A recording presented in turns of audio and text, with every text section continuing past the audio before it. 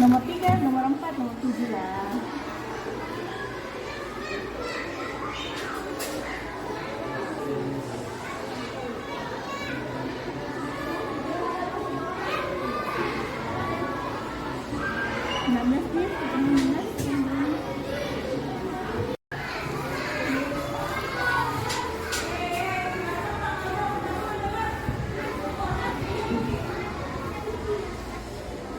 Atas kehendak Allah Subhanahu wa taala, oleh karena atas limpahan rahmat dan hidayahnya sehingga pada hari ini kita masih diberikan kesehatan dan kesempatan untuk bersama-sama melaksanakan aktivitas sehari-hari kita.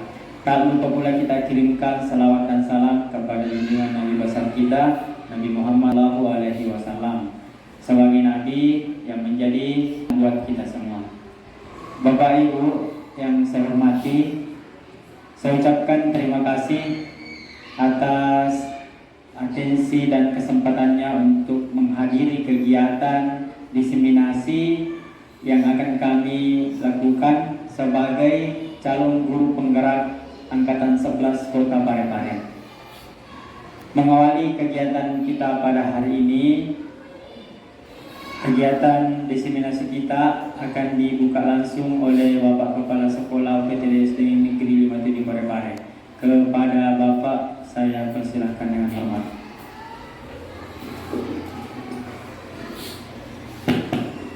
Bismillahirrahmanirrahim. Assalamualaikum warahmatullahi wabarakatuh. Raditu billahi rabban wa bil islami dinan wa Muhammadin nabiyya wa rasulah. Ibu bapak yang saya hormati, pada kesempatan ini izinkanlah kami dari calon guru penggerak. Kami terdiri dari 3 orang, yaitu saya sendiri calon guru penggerak Angkatan 10 pada pendidikan guru penggerak Angkatan 11 tahun 2024, dan 2 rekan saya, Pak Sulham, ada Bu Nur Heria. Semuanya ini adalah bagian dari kolaborasi dalam diseminasi budaya positif sekolah.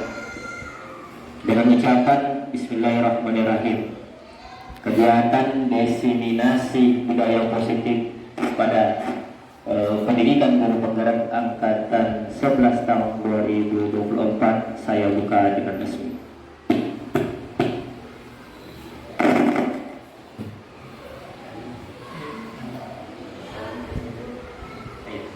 Ibu bapak yang saya hormati, yang pertama saya ucapkan terima kasih atas kehadiran ibu bapak dalam kegiatan ini. Maaf kami mengganggu waktu luang ibu bapak semua, karena hal ini juga penting kami lakukan karena berdampak dalam atmosfer sekolah. Budaya positif itu pada intinya adalah menciptakan atmosfer yang baik di lingkungan sekolah, baik itu budaya kesepakatan kelas nanti yang dibuat oleh 2 rekan kita dan khusus kepada saya, karena CKP dengan berstatus kepala sekolah, maka saya nantinya membuat kesepakatan sekolah. Jadi kesepakatan sekolah itu identik dengan berbagai aturan-aturan yang mengikat. Nantinya ibu bapak kita bersama-sama menyepakati kesepakatan itu dan diterapkan di lingkungan sekolah. Nah, selanjutnya next, inilah dasar materi yang kita akan pelajari pada hari ini. Kami akan berbagi informasi terkait dengan materi-materi yang ada di slide ini, yaitu disiplin positif. Ada terkait dengan disiplin positif, ada yang terkait dengan teori motivasi, ada yang terkait dengan 5 posisi kontrol, ada yang terkait dengan 5 kebutuhan dasar, termasuk di dalamnya adalah motivasi ekstrinsik dan intrinsik, dan juga nilai-nilai kebajikan, nilai universal dan keyakinan kelas atau keyakinan sekolah. Nanti kami bertiga akan membagi sub materi ini untuk disajikan kepada ibu bapak semua. Pada kesempatan ini kami berbagi informasi tapi kami berbagi informasi kepada ibu bapak supaya dapat terjadi nanti disiplin positif di lingkungan sekolah UPTD SD Negeri 57 Parepare. Next. Nah, inilah nanti poin-poin materi inti yang kami ingin jelaskan kepada ibu bapak, yaitu disiplin positif, ada motivasi perilaku manusia, ada posisi kontrol dan restitusi, ada keyakinan sekolah dan keyakinan kelas, dan ada segitiga restitusi. Next. Nah, bu bapak, ketika kita melihat gambar di atas, apa yang ada di pikiran ibu bapak saat melihat foto ini? Ini ada gambar. Mungkin kamera bisa di-shoot nanti teman-teman ketika teman-teman berbicara. Coba Ibu Indri, Bu, ketika melihat gambar ini, gambar apa kira-kira yang Ibu bisa sampaikan pada kesempatan ini? Apa yang Ini gambar. Apa yang ada di pikirannya Ibu ketika semangat? Ya, semangat. Pak Sulaiman. Menurut saya Pak, dan lihat dari gambar mencerminkan bahwa kita harus bersemangat dalam menuntut ilmu. Semangat. Oke, terima kasih. Terima kasih jawaban Ibu Bapak. Next. Ketika melihat gambar yang kedua, apa yang ada di pikiran Ibu Bapak saat melihat foto ini? Tapi Ibu Maya, apa yang ada di pikiran Ibu ketika melihat gambar kedua? Pikiran saya itu semangat. Semangat, sama yang tadi Ibu Aji Hidra, merdeka, karena ada gambar merah putih. Kita next. Nah, Ibu Bapak, untuk menjawab, menggali pemahaman Ibu Bapak terkait dengan gambar tadi, sebenarnya ada yang berkaitan dengan materi nanti. Nah, coba Ibu Bapak, kita kepalkan semua tangan. Di dalam kepalan tangan itu kita taruh, kita simpan hal yang paling terpenting di dalam diri kita. Kita simpan di sini. Kalau saya simpan dalam tanda petik ibu saya yang ada di tangan sini.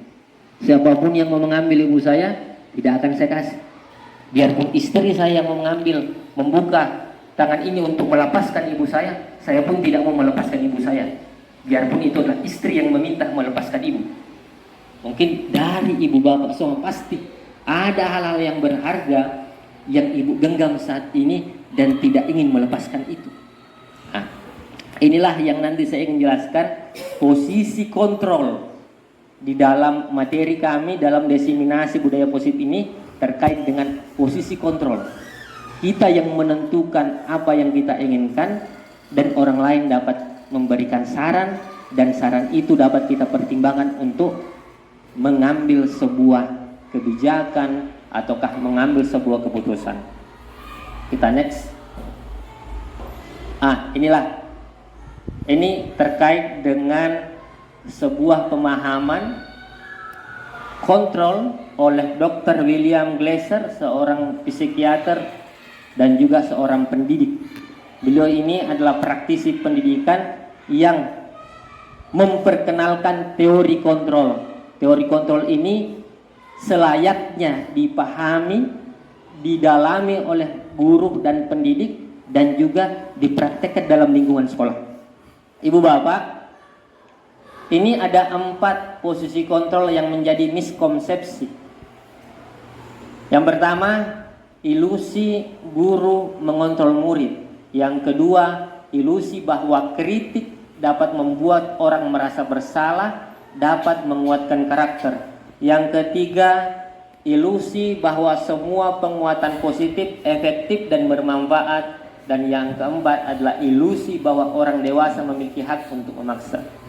Dari 4 ilusi miskonsepsi ini, berada dalam satu titik yang paling besar adalah poin yang keempat, yaitu ilusi bahwa orang dewasa memiliki hak untuk memaksa.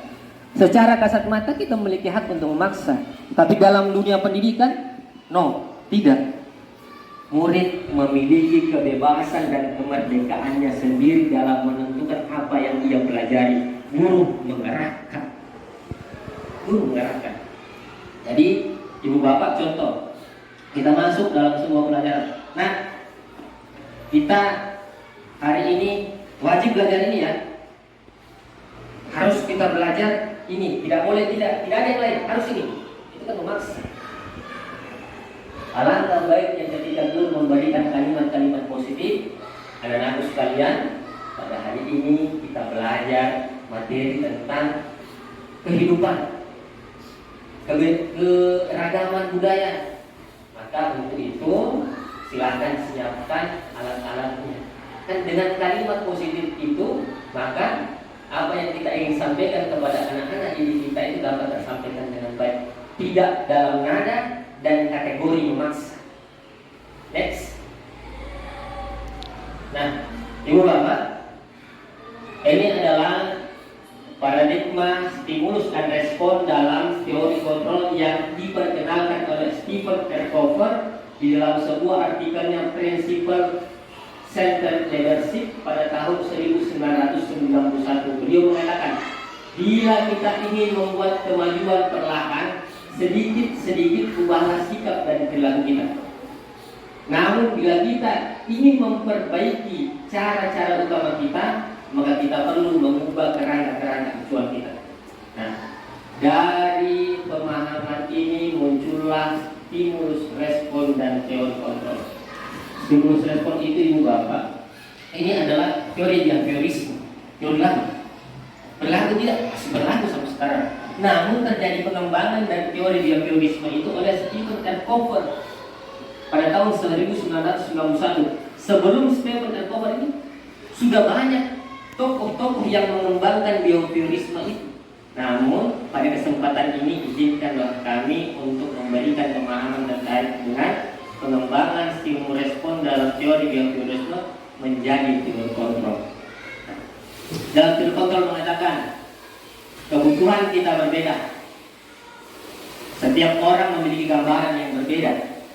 Kita berusaha memiliki pandangan orang lain tentang dunia. Semua sikap perilaku memiliki tujuan. Hanya Anda yang bisa mengontrol diri Anda tidak bisa mengontrol orang lain.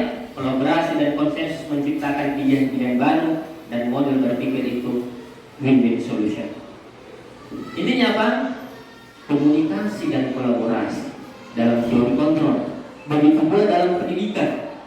Ketika guru mengajarkan, ketika dia menerapkan teori kontrol ini, maka tidak ada lagi kata memaksa terhadap anak didik. Next. Cepat sekali penjelasannya. Kenapa saya cepat? Karena kami harus berbagi 3 orang. Selanjutnya adalah makna disiplin diungkapkan oleh Ki Hajar Dewantara. Ini adalah visioner pendidikan Indonesia. Di dalam bukunya pada halaman 471 yang diterbitkan oleh Kementerian Pendidikan dalam cetakan kelima, Ki Hajar Dewantara, Pemikiran, Konsepsi Keteladanan dan Sikap Merdeka. Beliau mengatakan, di mana ada kemerdekaan, disitulah harus ada disiplin yang kuat. Dan seterusnya dan seterusnya.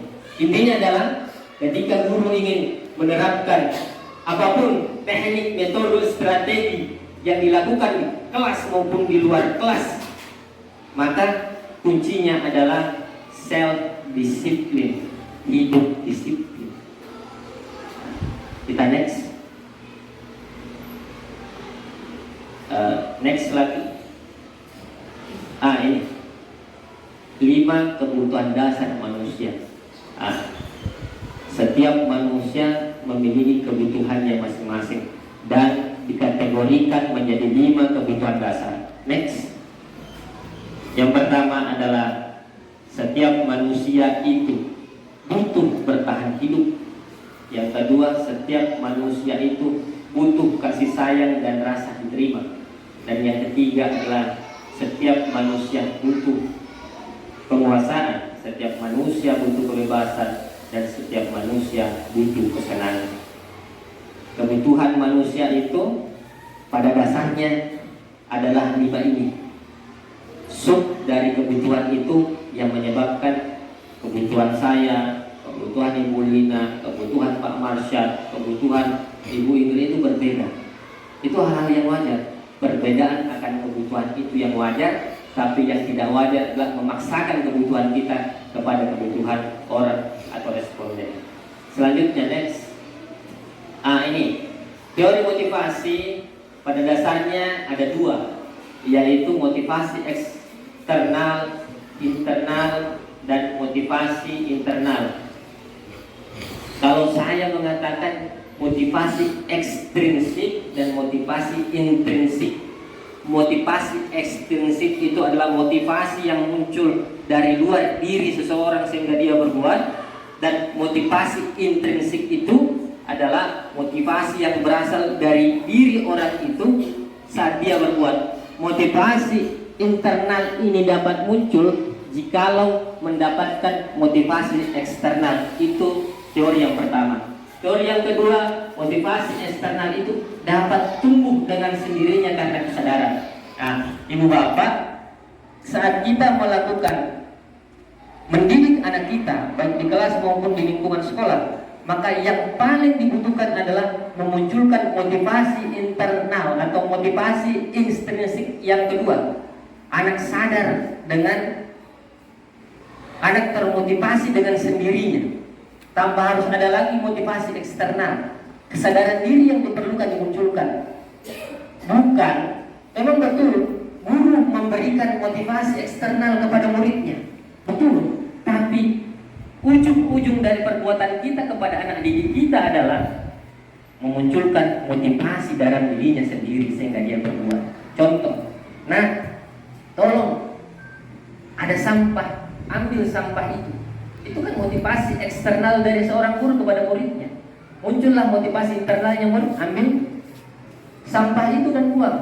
Yang diinginkan adalah di dalam teori ini adalah anak itu memiliki kesadaran sendiri tanpa disuruh lagi oleh gurunya untuk mengambil sampah dan dibuang ke tempat sampah. Inilah teori ekstrinsik dalam motivasi eksternal dan internal dalam teori motivasi perilaku musik. Next.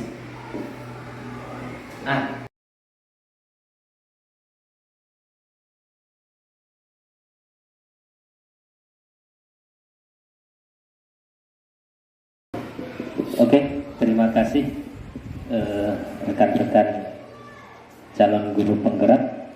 Kegiatan ini insya Allah memberikan hal yang positif pada lingkungan sekolah kita. Selanjutnya Ibu Bapak, saya masuk pada tahap kedua, yaitu melakukan menyusun keyakinan sekolah. Nah, ada hal-hal apa itu keyakinan sekolah ataukah keyakinan kelas? Sebuah aturan yang disepakati.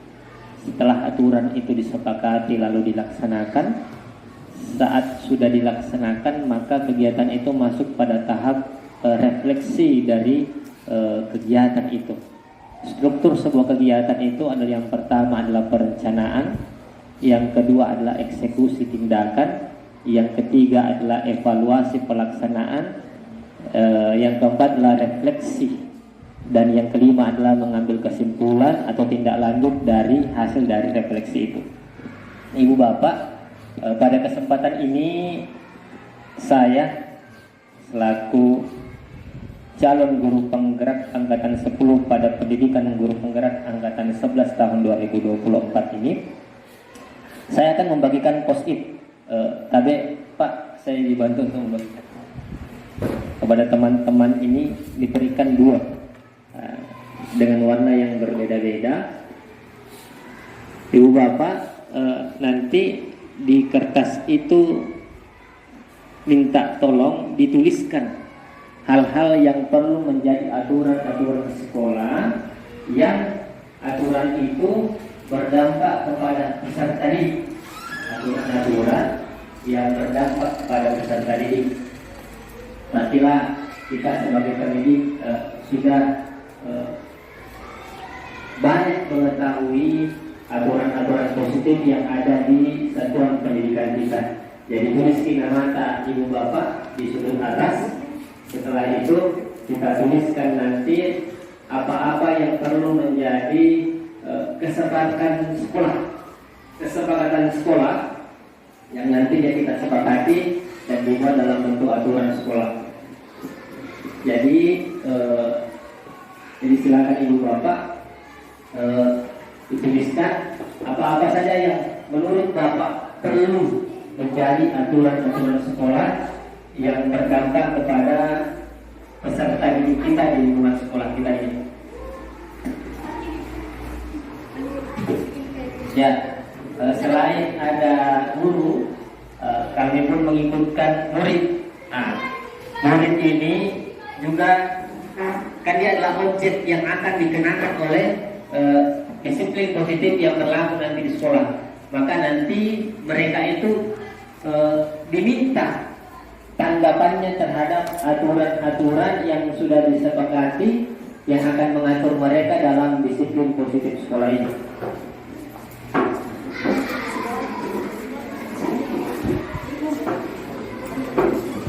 Jadi silakan Ibu Bapak dicatat apa-apa saja yang menurut Ibu Bapak yang dapat menjadi kesepakatan sekolah atau aturan-aturan positif yang harus berlaku di sekolah, yang sebaiknya berlaku di sekolah, yang berdampak, sekali lagi, yang berdampak pada peserta didik sebagai objek yang ada di satuan pendidikan. Saya berikan waktu 10 menit. Setelah nanti Ibu Bapak, setelah jadi yang Ibu Bapak catat, mohon ditempel, maju di satu persatu, menempelkan di poster. Post-it itu nanti ditempel di poster yang sudah kami sediakan. Nah, nanti saya minta beberapa perwakilan dari Ibu Bapak menjelaskan apa yang menjadi jawaban Ibu Bapak yang Bapak Ibu tulis dan Bapak telah tempelkan di poster itu. Silakan Ibu Bapak.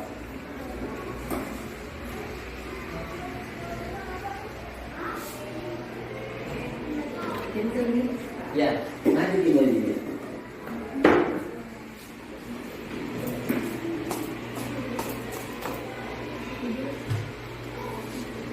Bisa tema kedisiplinan, bisa tema kebersihan kah, bisa terkait dengan ekstrakurikuler yang berlaku di sekolah, bisa hal yang demikian yang mengatur siswa yang berdampak kepada peserta didik yang ada di sekolah.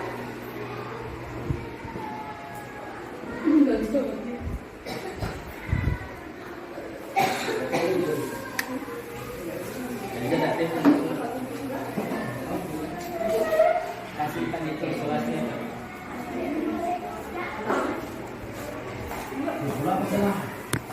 Betul.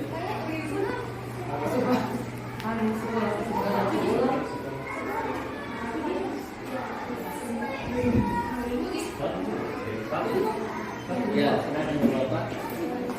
Ingat keras saya.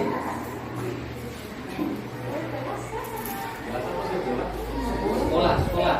Kalau saya keyakinan sekolah, kalau Pak Sulham dengan Ibu Nurhaiga nanti itu keyakinan kelas. Kalau keyakinan kelas berarti aturan-aturan positif yang berlaku di kelas yang disepakati oleh peserta didik dan guru.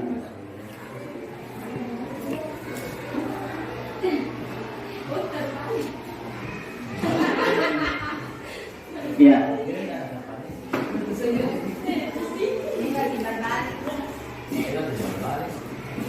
Jadi aturan-aturan ini kelak nanti sebenarnya aturan-aturan ini sudah berlaku di lingkungan sekolah. Cuma biasanya aturan-aturan itu tidak maksimal berlaku ketika kontrol pelaksanaan dari aturan itu tidak berjalan ataukah kontrol dari aturan itu tidak ketat. Alhasil aturan-aturan yang sedemikian banyaknya telah dibuat itu tidak berdampak kepada lingkungan sekolah. Baiklah Ibu Bapak, izinkan saya membacakan yang pertama.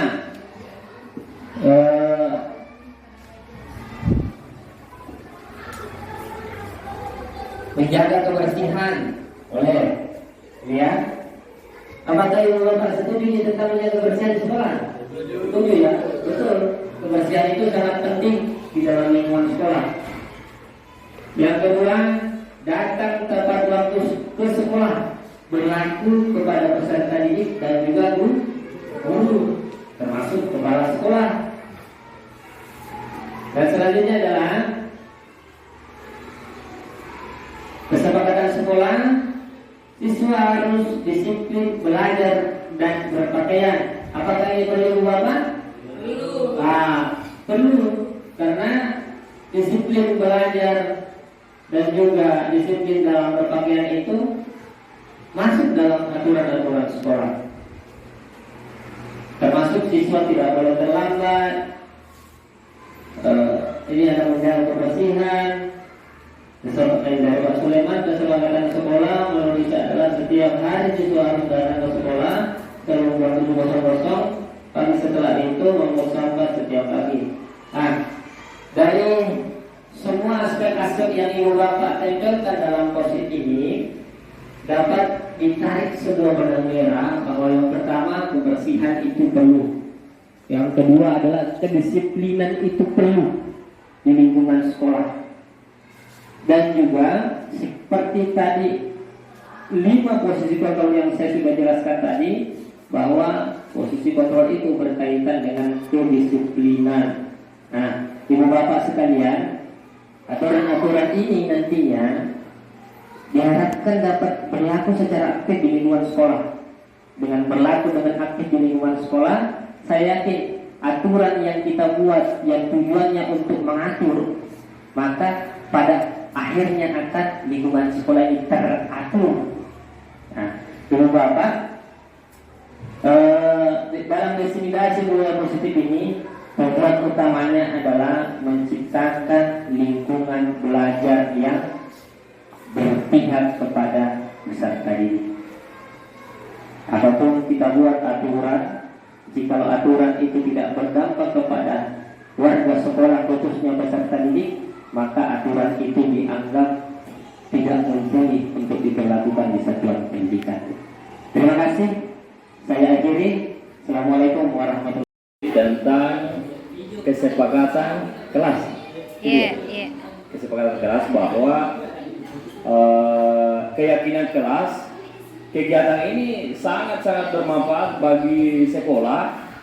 Begitupun dengan kelas. Kenapa? Karena banyak hal yang harus memang kita buat kesepakatan antara guru dengan guru, kepala sekolah dengan guru. Artinya pengambil kebijakan yang ada di sekolah itu kan memang harus kita bikin kesepakatan dengan warga sekolah. Kemudian untuk kelas antara guru dengan siswa. Jadi untuk lebih bagusnya berjalan suatu proses di kelas, memang harus ada kesepakatan antara guru dengan siswa. Jadi saya kira dengan adanya diseminasi ini besar sekali manfaatnya bagi lingkungan sekolah, utamanya warga sekolah, guru, kepala sekolah, dan siswa itu sendiri. Saya kira ini sangat bagus. Terlebih ketika guru-guru yang ada di sekolah, warga masyarakat sekolah itu menindaklanjuti dengan serius tadi. Tadi sudah dijelaskan bahwa kita harus menerapkan apa-apa yang telah disampaikan pada saat diseminasi ini. Saya kira begitu. Jadi tinggal bagaimana warga sekolah melanjutkan dari apa yang telah disampaikan materi tentang budaya positif ini. Saya kira demikian. Terima kasih. Assalamualaikum warahmatullahi wabarakatuh.